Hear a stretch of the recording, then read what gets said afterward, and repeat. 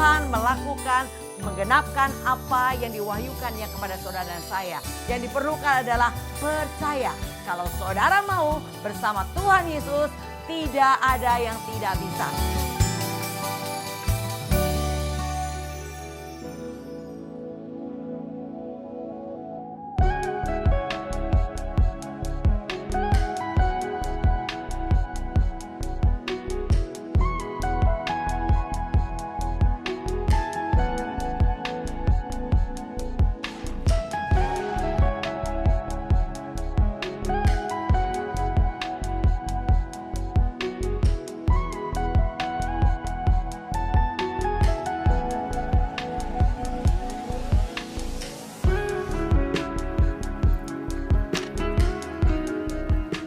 Salam jumpa sahabat penerobos, saya ada di wilayah perumahan Persada Kemala.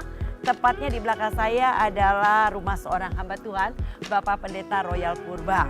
Beliau punya pengalaman yang luar biasa di masa lalunya dan hari ini beliau mengambil satu slogan yang mungkin sahabat penerobos belum pernah mendengar. Sesama orang rusak jangan suka ngomongin. Apa maksudnya ya? Ya kita akan mendengarkan secara langsung dari Bapak Royal Purba. Cuaca di luar hujan sahabat penerobos, tapi tidak menghentikan untuk kita boleh menjadi berkat, menjadi kesaksian yang terbuka bagi sahabat penerobos semua. Tetap bersama dengan saya.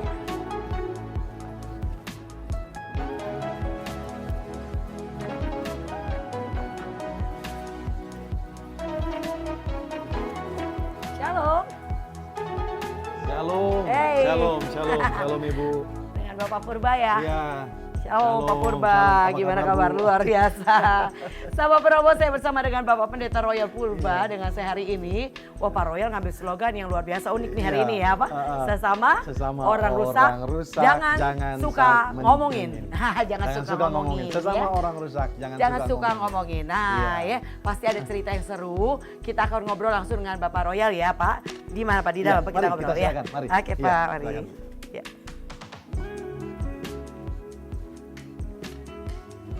Ternyata Tuhan baik, saya baru tahu Tuhan punya rencana yang luar biasa besar bagi saya.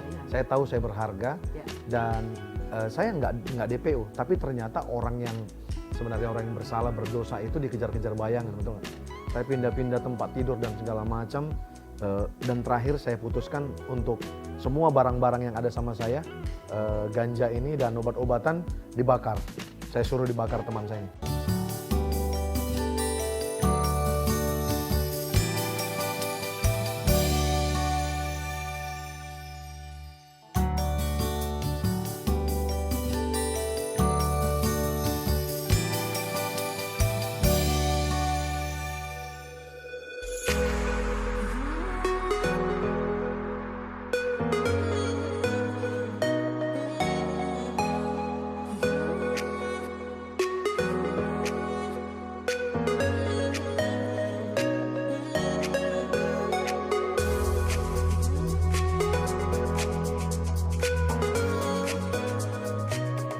Sahabat penerobos bersama dengan saya Bapak Pendeta Royal Purba.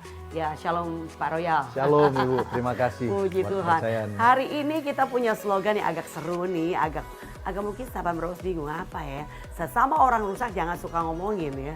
Nah, Pak Royal mengambil slogan ini, saya percaya beliau punya pengalaman yang luar biasa di slogan ini. Maksudnya apa ya? Kalau dibilang sesama orang rusak jangan suka ngomongin. Dulu Pak Royal pernah rusak Pak?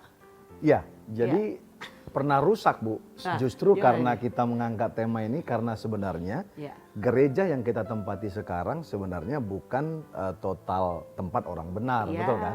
Tapi tempat orang yang mau disempurnakan, kira-kira gitu. Orang rusak semua Pak. Iya. Iya, karena Tuhan datang bukan untuk orang benar. Iya. Tuhan datang untuk orang sakit, untuk orang rusak Pak. Yes. Ya makanya di gereja banyak orang rusak Pak ya. Iya. Iya. Jadi gimana rusaknya apa nih?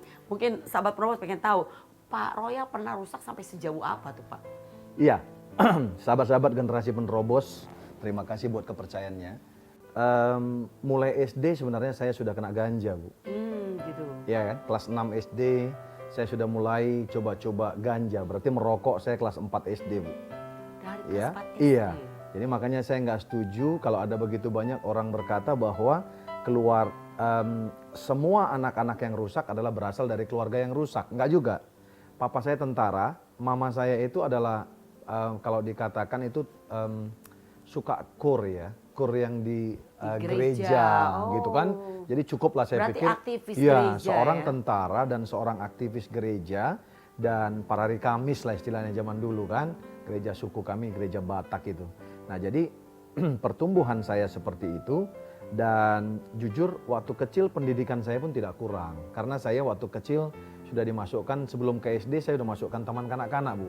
Jadi pada masa itu mungkin di lingkungan perumahan kami, di Pematang Siantar itu kalau anak-anak masuk dalam lingkungan masuk kepada taman kanak-kanak, berarti orang tuanya itu bukan orang tua yang sembarangan. Karena sudah memikirkan pendidikan pada saat itu gitu loh. Tapi tetap saya mau berkata bahwa semua keputusan di kita. Betul. Karena waktu kita diciptakan Tuhan itu diberikan satu yang namanya keserupaan gambar, imago Dei, Selem, diberikan kepada kita kuasa, mamlaka, eksusia, power, diberikan kepada kita kabot itu berbobot. Tapi rusaknya kita itu adalah keputusan kita. Pendek cerita, saya masuk ke SMP. Mulai SMP saya sekolahnya udah pindah-pindah Bu. Kenapa Pak? Iya, makanya saya bilang ketika saya berkhotbah semua orang tertawa. Padahal ketika orang tertawa saya menangis. Pindah-pindah sekolah, makanya orang tertawa semua kalau saya guyon. Waktu khotbah saya katakan, makanya sampai sekarang saya bingung reuni di mana bingung saya. Karena sering pindah-pindah sekolah ya Pindah kan. itu kenapa? Karena orang tua pindah kerja atau karena apa Pak? Oh enggak, jadi memang tidak ada yang cocok dan mungkin juga sekolah sudah hopeless ngelihat kita gitu. Oh, jadi Hopeless, kan? suka buat masalah di sekolah begitu? Sebenarnya bukan buat masalah, maksudnya bolos Iya, gitu iya, apa. begitu. Kalau Berantem gitu? berantem gitu kan. Bagaimana kita masuk sekolah udah kena ganja coba Iya, bayangkan. jadi dikeluarkan sama sekolah. Iya, dikeluarkan sekolah dengan beberapa persyaratan dan segala macam gitu. Nah, respon orang tua apa tuh Pak Royal? Jadi saat itu?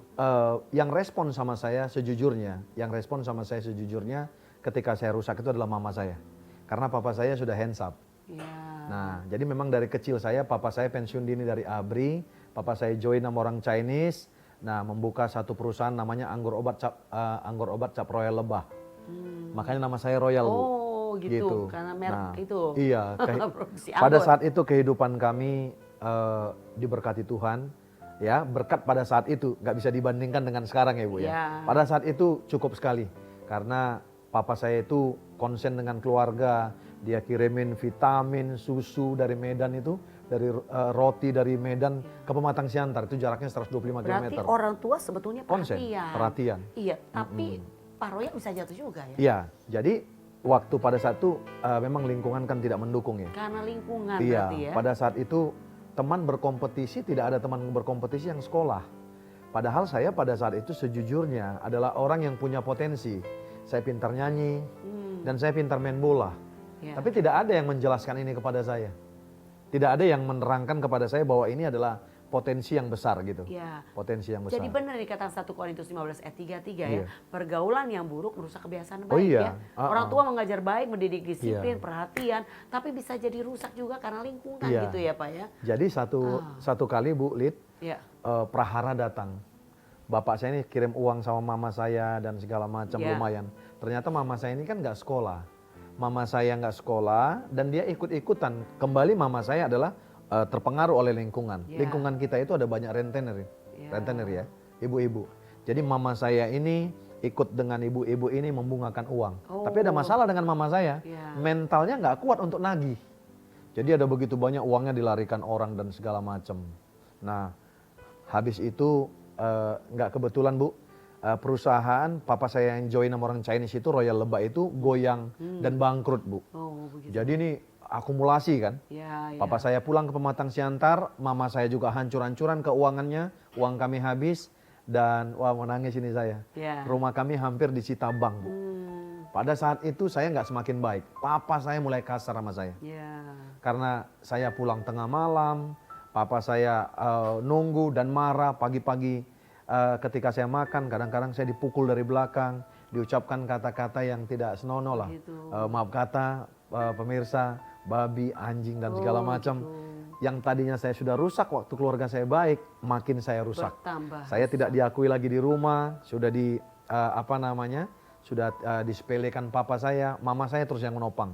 Sekolah pindah-pindah terus Bu. Sampai saya SMA masih berpindah-pindah sekolah. Tapi mama masih Masih coba menopang. berusaha untuk sekolahin lagi Sekolah. tempat lain, sekolah di Iya. tempat lain begitu ya. Iya. Jadi ngeri sekali. Waktu bangkrut tuh saya ingat, waduh nangis saya. Pak. Tuhan baik.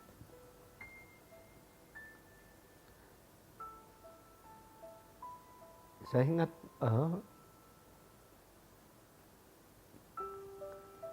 waktu kami bangkrut itu mama saya langsung beralih. Yang tadinya papa saya suplai roti, susu dari Medan. Tiba-tiba mama saya harus pergi ke pasar jam 4 pagi. Ke pasar induk. Dia harus beli buah. Aduh, lebay saya ini Bu. Gak apa-apa Pak, cerita Iya. luar biasa kebaikan Tuhan. Jadi mama saya itu pergi ke pasar, dia beli buah. Dan buah itu bukan buah yang baik, bukan buah yang busuk juga. Iya. Tapi buah yang reject. Jadi kalau dari truk itu dilempar buah ke bawah, itu ada yang reject, mama saya ambil. Iya. Mama saya ambil, dan itu dibuatnya manisan. Aduh. Dibuat manisan udah itu dijualnya ke rumah kami di depan sekolah. Karena pengaruh daripada kebangkrutan kami pada saat itu. Setelah itu dia jual goreng pisang dan dia jual lagi goreng singkong itu Bu. Iya. Gitu. Jam 4 pagi dia pergi ke pasar dan pulang itu langsung goreng pisang, goreng singkong itu dan itu dijualnya. Dan nggak sampai situ, malamnya dia jual durian lagi Bu. Jadi mama berjuang banget Iya. untuk menghidupi ya. Bapak saya udah uring-uringan. Bapak nggak kerja? Nggak ada lagi, bisnisnya nggak ada lagi. Iya. Tapi pergi ikut kontraktor, nanti bawa uang pulang sedikit. Jadi pada saat itu rumah tangga papa saya ya nggak cerai, nggak apa. Mama saya harus hidupi kami 8 orang plus 1 anak angkatnya. Jadi ada 8 Ada saudara. 8, saya anak ke-7 dan 2 kami jadi pendeta. Laki-laki 2 orang dan 2 jadi pendeta. Amin. Dan pada saat itu saya hitung mama saya bagaimana dia tidurnya. Itu berarti tidurnya cuma 3 jam Bu, atau cuma 2 jam. Karena jual durian itu dari malam itu harus sampai pagi. Pasti sampai jam 2 atau sampai jam 3. Ya. Jam 4 dia sudah berangkat lagi. Jadi nggak sampai 2 jam, 3 jam tidurnya Bu. Gitu seterusnya dia, gitu seterusnya. Dan saya makin jauh makin rusak. Jadi Pak Royal melihat itu bukannya membantu mama, tapi makin hidupnya Makin hancur Bu. makin hancur. Karena saya sama papa saya di situ sudah berseberangan. Oh. Makanya papa saya dan saya melihat sekarang, saya teringat sama mama saya, makanya saya heran dengan Tuhan. Mama saya yang tidur cuma 2 jam seperti itu, umurnya bisa meninggal 86 tahun. Papa saya meninggal 97 tahun. Tapi pada akhirnya pulih, satu ketika mama saya ke pasar, dan ada seorang ibu berkata kepada dia, Bu, gitu dipanggil mama saya. Dan ibu ini berkata, ibu punya 8 anak. Iya, nomor 7 hancur-hancuran kan Bu. Mama saya kaget. Nah pada saat itu salahnya Bapak Ibu, itu dikatakan Bu Lydia di sana itu pasti dukun. Sekarang saya baru tahu itu adalah nabiah, betul nggak? Amin, amin. Betul. Dan orang ini berkata, lucunya orang ini berkata ibu ini, Bu jangan sia-siakan anakmu yang nomor 7. Karena nanti itu yang buat kamu bahagia, dia bilang. Amin, amin. Dan benar, mama saya sampai sebelum meninggal, berbulan-bulan di rumah saya ini, dan saya pulih banget sama papa saya. Saya ikut dulu scam, saya pulang ke sana, saya cuci kaki mama papa saya dan mama saya, papa saya nangis. Dan waktu mama saya bilang, kok bisa kamu si royal ya gitu. Sampai mama saya tanya gitu, mama saya nggak percaya bahwa saya pulih gitu. Kok baik banget sama papanya. Dan kami pulih semua, papa saya 97 usianya meninggal, dan luar biasa. Amin. Keberangkatan saya ke Jakarta ini Bu, saya flashback sedikit. Sebenarnya saya baru transaksi ganja sama obat-obatan. Oh. Waktu kami bungkusin, ada teman saya satu namanya Tumbur Simanjuntak. Baru dia meninggal kemarin malam tahun baru tahun 2018. Malam tahun baru 2018 dia meninggal dunia. Itulah downline saya dulu. Dan ketika kami bungkusin ganja dan obat-obatan ini, ketika besok besok dipasarkan, teman-teman yang lain ketika itu ditangkap Bu. Iya. Teman-teman yang lain sesama bandar. Jadi Pak Royal itu bandar dulu? Bandar. Oh. Jadi saya nggak DPO sebenarnya.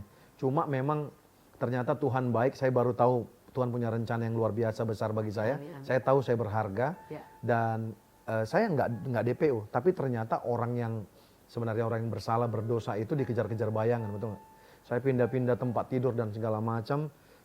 Dan terakhir saya putuskan untuk semua barang-barang yang ada sama saya, ganja ini dan obat-obatan dibakar. Saya suruh dibakar teman saya ini. Saya berangkat ke Jakarta, masih ingat saya itu saya naik bus dari Pematang Siantar. Tapi sepanjang jalan nggak damai sejahtera karena takut ditangkap dan segala macam. Tiba saya di Jakarta, saya tinggal di Grogol tempat abang saya. Samping rumah sakit jiwa Grogol itu ada GKPI.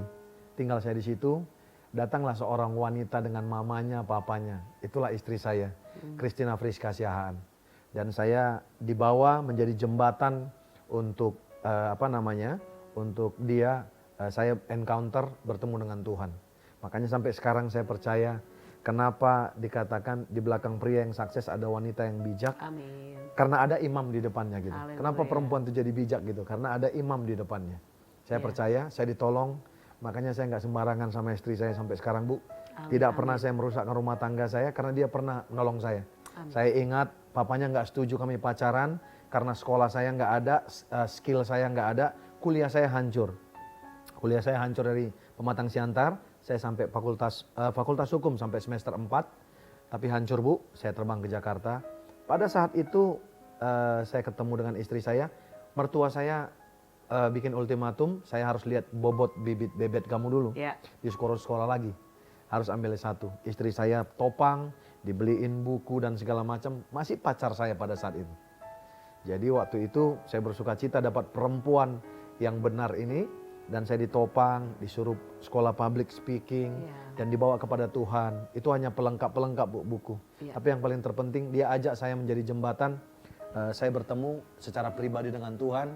Saya masih ingat karena mertua saya di belakang Citraland, maka kami bergereja pagi di tempat abang saya. Sore saya dibawa istri saya ke GBI REM, Bu, Rahmat Immanuel Ministry, Pak Konrad Supit. Satu ketika WL-nya, ya nangis lagi saya ini. Satu ketika WL-nya bilang bahwa kami akan mengadakan pertandingan nyanyi. Langsung istri saya ini bilang, yang pacar saya bilang, "Bang, ikut Bang nyanyi, Abang kan bisa nyanyi." Ikutlah saya nyanyi, Bu Lydia. Ikut saya nyanyi dan tidak kebetulan saya menjadi salah satu juaranya. Makanya sampai sekarang pialanya saya simpan. Waktu melamar istri saya, nggak kebetulan pertandingan nyanyi itu, pialanya saya bawa ke rumah istri saya. Dan luar biasa, sampai sekarang istri saya topang, sampai sekarang saya ambil S2, menyelesaikan MTH, karena didorong istri saya. Dan saya bisa dipakai Tuhan sekarang, karena anugerah Tuhan. Satu yang pasti, saya mau berkata, saya bisa buktikan dan cerita kepada dunia. Sampah ini bisa jadi berkat. Sampah ini sekarang bisa jadi pupuk. Makanya saya setuju, jangan ngelihat, apa Bu? Moto kita tadi? Sesama orang rusak, jangan suka ngomongin, jangan suka menjelekkan. Kita nggak tahu orang, Pak, 2 tahun ke depan bagaimana. Kita nggak tahu orang 5 menit lagi menjadi apa. Hari ini kita bisa melihat orang skeptis, kita bisa membuat stigma kepada seseorang. Tapi besok kita nggak tahu dia menjadi apa, saudara. Ya, mungkin banyak orang yang menyepelekan saya dulu, banyak orang yang underestimate kepada saya. Makanya saya setuju bahwa masa lalu nggak bisa kita ubah, tapi masa depan bisa kita ubah. Ini Royal sekarang, istri saya menikmati sekarang, karena dia pernah menolong seorang pria. Luar biasa, sahabat penerobos ya. Sesama orang rusak jangan suka ngomongin, karena orang rusak pun bisa dipakai Tuhan luar biasa. Karena Tuhan datang bukan untuk orang benar, Tuhan datang untuk orang sakit, Tuhan datang untuk orang rusak. Semua kita di gereja, di rumah Tuhan, bukan berarti kita ada orang yang sempurna, tapi kita orang rusak yang mau disempurnakan. Jadi saudara, kita punya kekurangan satu dengan lainnya, biarlah kita saling melengkapi kekurangan satu dengan lainnya. Dan saya melihat bagaimana mendengar kesaksian Bapak Royal Purba, bahwa ternyata masa lalunya bukan hal yang baik, tetapi bagaimana hari ini Tuhan memanggil dengan cara yang ajaib. Jadi sesama orang rusak jangan suka ngomongin. Seringkali di gereja terdapat yang seperti itu ya Pak ya. Loh. Ya, saling ngomongin orang, dia orang begana begini begono. Lupa ya, body sendiri juga rusak ya Pak ya. Sekarang itu jadi penghambat betul. ya Pak pertumbuhan ya Pak. Jadi sekarang begini, Coba kan saya tadi udah katakan, siapa di antara kita waktu lahir langsung nyanyi Worthy is the Lamb. Mana ada yang langsung nyanyi? Iya. Kan oek dulu. Oek, Dan oek. semua telanjang. Ebit GAD aja tahu, betul nggak? Iya. Kita mesti telanjang, betul kan? Gitu loh. Jadi maksud saya tidak ada kita yang langsung naik sepeda, punya motor, Iya. punya mobil. Terus apa yang mau kita banggakan? Betul. Sering sekali kita khotbah bahwa kita katakan nggak ada yang bisa dibanggakan. Jadi masuk kita semua orang rusak yang tidak terpandang dulu. Iya. Makanya tapi orang rusak yang masuk ke gereja yang mau dibaikin gitu, yang mau diperbaiki. Sempurna. Makanya saya katakan gereja itu adalah bengkel. Ya. Saya suka Bu Galatia 4 ayat 8 sampai 9 dikatakan apakah kamu lebih baik setelah mengenal Allah daripada sebelum mengenal Allah? Ya. Apakah kamu kembali kepada roh yang lemah dan miskin? Makanya ketika kita dibina di gereja, kita tidak akan pernah menjadi orang-orang yang menjadi hancur dan kembali kepada roh yang lemah dan miskin Betul, itu. seharusnya. Rasul Paulus kan bilang gitu. Ya. Baru kita bisa memulihkan yang lain, Bu. Betul. Nah, Seharusnya begitu. gereja hari ini, maaf ya, saya baca kisah para rasul 11. Kenapa Barnabas dia menjemput Rasul Paulus? Pada saat itu bukan Rasul Paulus, Saulus ke Tarsus. Tarsus itu adalah tempat tinggal Saulus, betul nggak? Ya. Kenapa dia menjemput Barnabas yang baik hati, penuh dengan Roh Kudus dan punya iman yang kuat? Kalau saudara baca kisah para rasul 11. Ya. Ada di Tarsus Rasul Paulus yang bernama Saulus. Karena itu adalah tanah kelahirannya. Ada begitu banyak orang, kembali lagi kepada masa lalunya karena gereja tidak siap dengan masa lalunya. Betul. Makanya ada kata apokatastasis. Apokatastasis adalah apa? Tidak bisa kita memulihkan masa lalu, tapi kita bisa memulihkan masa depan. Amin. Dan jadi masa lalu kita Nggak bisa orang-orang yang ubah. rusak gitu loh. Betul. Nah, Tapi gereja kita bisa betul. perbaiki masa depan. Ya. Nah, gereja sekarang sebenarnya kita GBI punya yang namanya satu sekarang kegerakan sehati untuk menuntaskan amanat agung. Ya. Saya berharap, saya berdoa ini bukan jadi logo, jadi moto saja. Ya, menuntaskan amanat agung. Yang paling pertama, gereja harus mampu dan mau menerima masa lalu orang lain. Amin, amin. Halo. Jadi bukan diomongin kerusakannya. Bukan diomongin kerusakannya. Ya, tapi mari kita motivasi dan Betul. bangkitkan semangatnya. Harus Betul. begitu ya Pak? Iya. Iya. Untuk pembicaraan kita, mengakhiri pembicaraan kita, mungkin Bapak Roya punya tips yang akan disampaikan kepada sahabat penerobos. Ya, gimana Iya. caranya? Mungkin Saya mau berkata silakan. begini. Rasul Paulus pernah berkata di dalam Efesus 5 ayat 15. Karena itu perhatikanlah dengan seksama bagaimana kamu hidup. Perhatikanlah dengan seksama bagaimana kamu hidup. Jangan seperti orang bebal tetapi seperti orang arif. Dan pergunakan waktu yang ada karena hari ini adalah jahat. Sebab itu janganlah kamu bodoh. Usahakan supaya kamu mengerti kehendak Tuhan. Jadi untuk mengerti kehendak Tuhan gak bisa bebal. Tapi kuncinya begini saudara-saudara. Jangan pernah lihat kerusakan orang lain. Karena kamu pun orang rusak. Iya, betul. Betul nggak? Makanya Rasul Paulus berkata Efesus ini. Perhatikan dirimu dengan seksama. Bukan perhatikan diri orang lain. Ya, begitu. Nangkap nggak?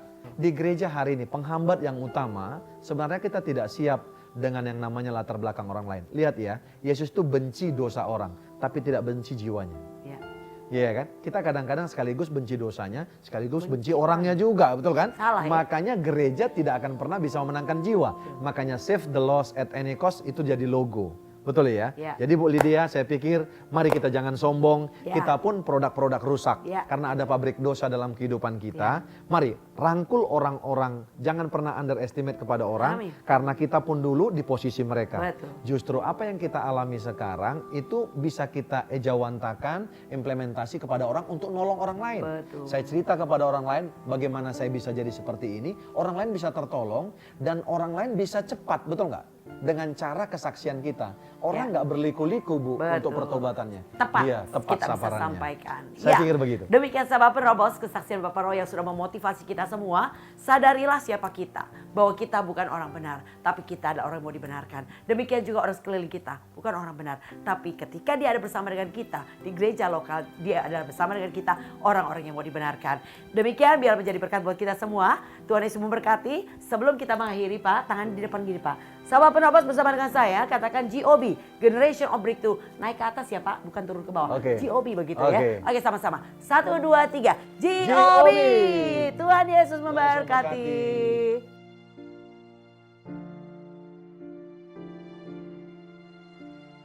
Hadapi setiap prosesmu, hadapi setiap masalahmu. Datang kepada Tuhan yang sanggup memulihkan hidupmu. Engkau hanya perlu datang berdoa, serahkan kepada Tuhan. Dia akan mengubah hidupmu. Dia akan memberi solusi untuk setiap masalahmu. Dan ketika engkau dipulihkan, engkau siap memulihkan orang-orang di sekeliling kita.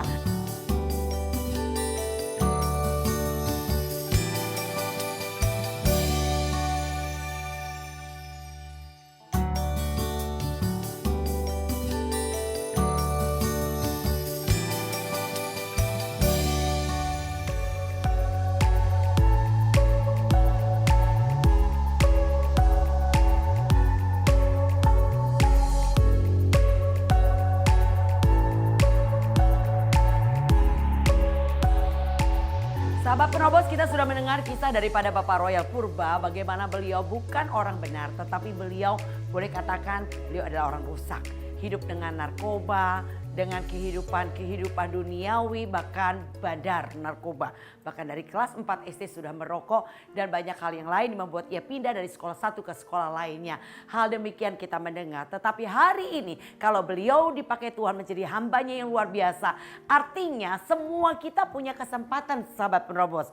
Mungkin di antara sahabat penerobos juga dengan latar belakang yang masa lalu adalah yang buruk, masa lalu yang gak benar. Tetapi hari ini saya percaya kalau Bapak Royal Purba bisa dipakai Tuhan menjadi hambanya yang luar biasa, sahabat penerobos dan saya semua kita bisa dipakai Tuhan.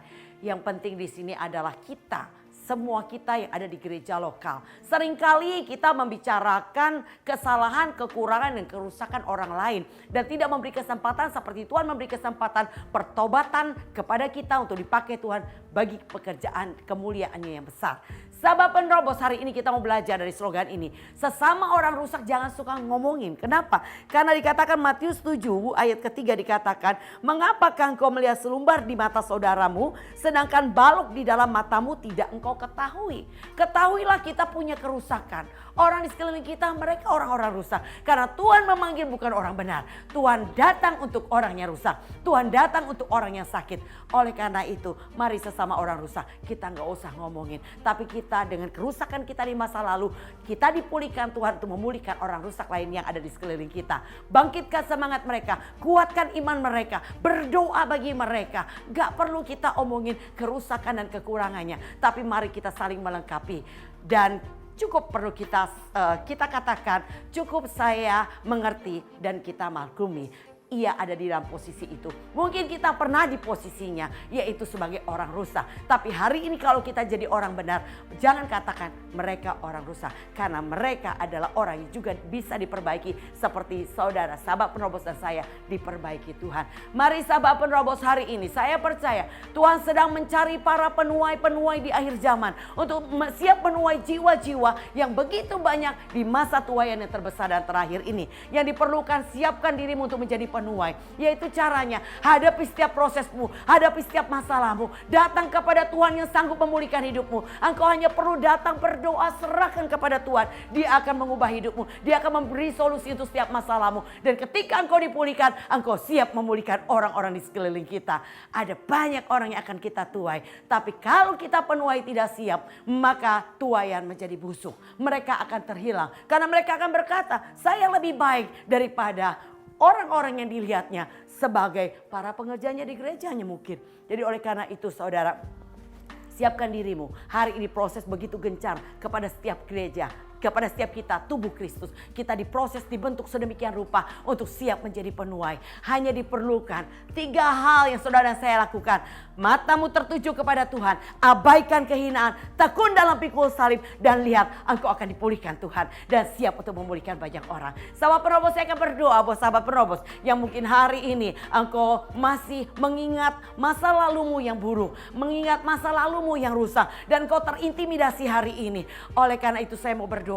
Biarlah Tuhan membebaskan kita dari belenggu itu. Mari angkat tangan Bapa, hamba berdoa bagi sahabat penerobos yang mungkin hari ini dalam keadaan merasa terintimidasi dan terdakwa dengan masa lalu. Bahwa banyak daripada kami melakukan banyak hal yang jahat, banyak hal yang rusak. Intimidasi itu membuat kami tidak dapat maju. Tapi hari ini melalui kesaksian Bapak Royal Purba, kami mau bangkit Tuhan. Kalau Bapak Royal bisa dipakai Tuhan, kami pun dapat dipakai Tuhan. Karena Tuhan bukan mencari orang benar, Tuhan mencari orang yang sakit. Dan hari ini Tuhan pulihkan kami untuk kami siap memulihkan. Terpujilah nama Tuhan untuk jamahan dan lawatan-Mu. Bagi semua kami sahabat penerobos, kami mau bangkit dan percaya bahwa kami pun dapat dipakai bagi pekerjaan Tuhan yang mulia. Dalam nama Tuhan Yesus, haleluya. Demikian sahabat penerobos, jangan pernah mundur, jangan pernah menyerah. Dengan masa lalumu, hari ini kita orang merdeka, kita bebas. Dan Tuhan pulihkan kita untuk dipakai bagi pekerjaan yang mulia, memulihkan orang lain. Terpujilah nama Tuhan. Salam GOB.